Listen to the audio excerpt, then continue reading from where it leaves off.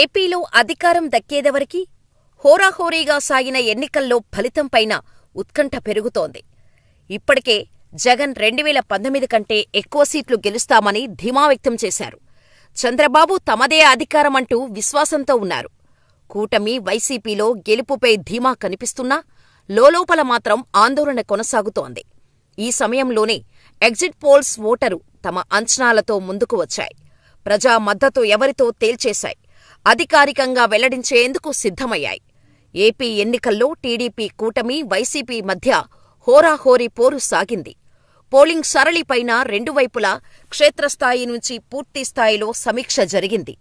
తమకు దక్కే సీట్లపైన జగన్, చంద్రబాబు పూర్తి క్లారిటీతో ఉన్నారు. పార్టీల అధ్యక్షులుగా ఏం చెప్పాలో పార్టీ నేతలతో అదే చెబుతున్నారు. కానీ వాస్తవం ఏంటనేది ఇద్దరికీ స్పష్టత ఉంది. సీఎం జగన్, టీడీపీ అధినేత చంద్రబాబు పోలింగ్ జరిగిన నాడే కొన్ని ప్రముఖ సర్వే సంస్థలతో ఎగ్జిట్ పోల్స్ చేయించారు. ఓటింగ్ సరళిపైన ఒక స్పష్టతకు వచ్చారు. పలు సంస్థలు ఇచ్చిన నివేదికలను క్రోడీకరించి పూర్తి స్పష్టత తెచ్చుకున్నారు. అయితే ఈసారి ఏపీలో ఎగ్జిట్ పోల్స్ సర్వే సంస్థల సమర్థతకు పరీక్షగా నిలుస్తున్నాయి. తెలుగు రాష్ట్రాలు కేంద్రంగా పనిచేసే 8 ప్రధాన సర్వే సంస్థలు ఫలితంపైన ఇప్పటికే ఒక అంచనాకు వచ్చాయి. ఓటర్ పల్స్ తెలుసుకోవటం కష్టంగా మారిందని సర్వే సంస్థల ప్రతినిధుల సమాచారం. అయితే ప్రతి ఎన్నికల్లో వాస్తవ లెక్కలు అందించే సంస్థలుగా గుర్తింపు పొందిన ప్రముఖమైన 2 సంస్థలు మాత్రం ఏపీలో వార్ వన్సైడ్గానే జరిగిందని నిర్ధారణకు వచ్చినట్టు విశ్వసనీయ సమాచారం. జగన్ ఐపాక్ సంస్థ సమావేశంలో తమకు 2019 కంటే ఎక్కువ సీట్లు వస్తాయంటూ ధీమా వ్యక్తం చేశారు. జగన్కు ఐపాక్తో పాటుగా నిఘా, తమ సొంత మీడియా సంస్థ, మరో 3 సర్వే ఏజెన్సీల నివేదికల ఆధారంగా పోలింగ్ కేంద్రాల నుంచి తెప్పించుకున్న లెక్కలపైన పూర్తిగా కసరత్తు చేసిన తరువాతనే జగన్ ఈ ప్రకటన చేశారని పార్టీ నేతలు చెబుతున్నారు. అదే సమయంలో టీడీపీ నుంచి గెలుపు ఖాయమని చెబుతున్నా తమ పార్టీ ఎన్ని సీట్లు గెలుస్తుందనేది ఆ పార్టీ ముఖ్యులు చెప్పటం లేదు. అయితే మహిళా ఓటు బ్యాంకు, పెరిగిన 2% ఓటింగులో ఎక్కువగా గ్రామీణ స్థాయిలో పెరుగుదల కనిపిస్తుండటంతో వైసీపీ నేతల్లో ధీమా కనిపిస్తోంది. అదే సమయంలో ప్రభుత్వంపైన ఉన్న వ్యతిరేకత, పలు వర్గాల్లో ఉన్న ఆగ్రహం పూర్తిగా తమకు అనుకూల ఓటుగా మారిందనేది టీడీపీ అంచనా. కొన్ని సంస్థలు తమ విశ్వసనీయతను కాపాడుకునేందుకు హోరాహోరీ పోరుగా ఎగ్జిట్ పోల్స్ ఇచ్చేందుకు సిద్ధమవుతున్నాయి. దీంతో పార్టీల ముఖ్యులకు ఎన్నికల ఫలితంపై స్పష్టత వచ్చినా అసలు ఫలితం ముందు వచ్చే ఎగ్జిట్ పోల్స్ పైన సామాన్యుల్లో మరింత ఉత్కంఠ పెరుగుతోంది. అయితే పోలింగ్ తర్వాత ఓటర్ల నాడి ఎలా ఉందనే దానిపై రాజకీయ నాయకులకు అంతుచిక్కడం లేదు. ఏ పార్టీ అధికారంలోకి రాబోతోంది అనే విషయంలో సరైన క్లారిటీ రావటం లేదు. గతంలో మాదిరిగా సర్వే సంస్థల ఫలితాలు ఎలా ఉండబోతోంది అనేది చెప్పలేని పరిస్థితిలో నెలకొన్నాయి. అయితే ఈ ఎన్నికల్లో గెలుపోటములను నిర్ణయించేది మహిళలు అని చెప్పటంలో ఎటువంటి అనుమానం లేదు. రాష్ట్రంలో మహిళా ఓటర్లు అధిక సంఖ్యలో ఉండటమే దీనికి కారణం. మహిళలు ఎక్కువగా ఎవరికి అండగా ఉంటే ఆ పార్టీ అధికారంలోకి వచ్చే అవకాశం ఉందని రాజకీయ విశ్లేషకులు చెబుతున్నారు. ప్రస్తుతం వస్తోన్న నివేదికలు, సర్వే రిపోర్టుల ప్రకారం ఏపీలో మహిళలు అధిక స్థాయిలో వైసీపీకే మొగ్గు చూపినట్టు తెలుస్తోంది. ఏపీలో 8.4 లక్షల మహిళల ఓట్లు కొత్తగా చేరాయి. వీరిలో మెజారిటీ మహిళలు వైసీపీకి మద్దతుగా నిలిచినట్టు రాజకీయ విశ్లేషకులు భావిస్తున్నారు. దీనికి తోడు సంక్షేమ పథకాలను నేరుగా మహిళల బ్యాంక్ అకౌంట్స్లో వేయటం వైసీపీకి కలిసి వచ్చినట్టుగా కనిపిస్తోంది. ఇక వయోవృద్ధులకు ఇంటికే పింఛన్ కార్యక్రమం విలువ ఏంటో గడిచిన 2 నెలల్లో తెలియటంతో మెజారిటీ మహిళలు, వృద్ధులు వైసీపీకి అండగా నిలిచినట్టు సమాచారం. దీంతో మహిళలందరూ జగన్కే ఓటు వేసి ఉండవచ్చనే అభిప్రాయం వ్యక్తమవుతోంది. సంక్షేమ పథకాలు అందజేశాం కాబట్టి తమకే మహిళల ఓట్లన్నీ పడి ఉంటాయని వైసీపీ నేతలు భావిస్తున్నారు. పోలింగ్ సరళిని ఓసారి గమనిస్తే ఎన్నికల రోజునాడు ఉదయం 7 గంటల నుంచే పెద్ద ఎత్తున మహిళలు, వృద్ధులు క్యూలో నిలబడి ఓట్లు వేయడం జరిగింది.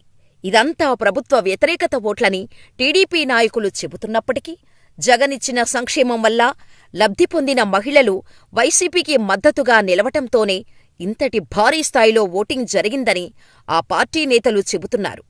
ప్రీపోల్ సర్వేలో కూడా ఇదే స్పష్టమైంది. ఈ లెక్కన చూసుకుంటే వైసీపీ గెలుపోటములను శాసించే స్థాయిలో మహిళలు ఉన్నారని చెప్పటంలో ఎటువంటి అనుమానం లేదనిపిస్తోంది. మరి మహిళలు ఎవరికి పట్టం కట్టారో తెలియాలంటే జూన్ 4 వరకు వేచి ఉండాల్సిందే. నమస్తే, welcome to Shri media. This is Bhanu Mekala. ఆంధ్రప్రదేశ్లో ఎన్నికల హడావిడి ముగిసిపోయిందనుకున్నటువంటి నేపథ్యంలో మరొక కొత్త ఫేవర్ ఆంధ్ర రాష్ట్ర ప్రజలను మాత్రమే కాకుండా ఆల్ పార్టీలు, అంటే అన్ని రాజకీయ పార్టీలు ఏవైతే ఉన్నాయో వారికి కూడా టెన్షన్ వాతావరణం అనేది నెలకొనే పరిస్థితి కనపడుతుంది. అందుకు ప్రధాన కారణం జూన్ 4న ఆంధ్రప్రదేశ్లో జరిగినటువంటి ఎన్నికలకి ప్రజా తీర్పు ఏ విధంగా ఉండబోతుంది అనే ఒక టెన్షన్ ఇప్పుడు ఆంధ్రప్రదేశ్ ప్రజలకి వెంటాడుతుంది. అదేవిధంగా మరి ముఖ్యంగా అధికార పార్టీ వారికి, ప్రతిపక్ష పార్టీ వారికి, ఏదైతే కూటమిగా ఏర్పడ్డారో వారికి ఈ యొక్క టెన్షన్ అనేది నెలకొనే పరిస్థితి కనపడుతుంది. అయితే జూన్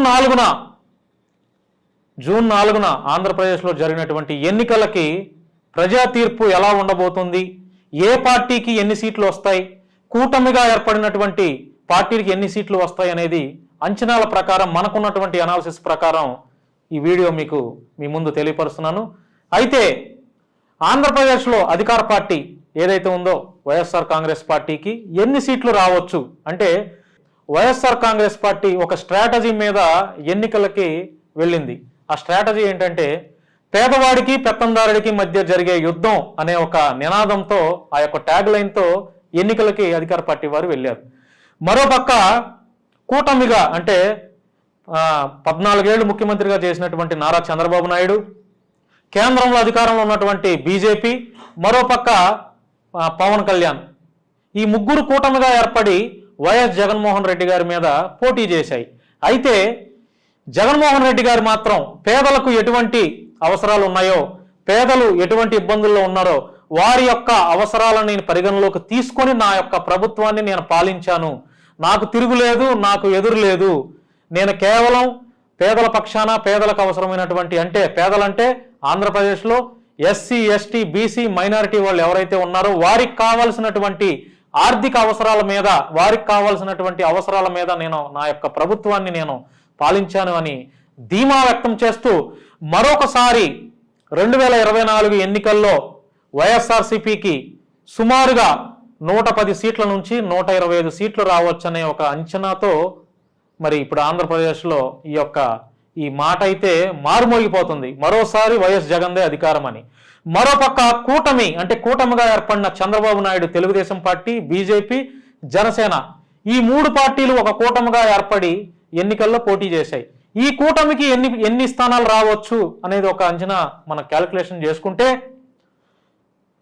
70 నుంచి 80 సీట్ల వరకు మాత్రమే ఈ కూటమి చేజెక్కించుకునే పరిస్థితి ఉంది.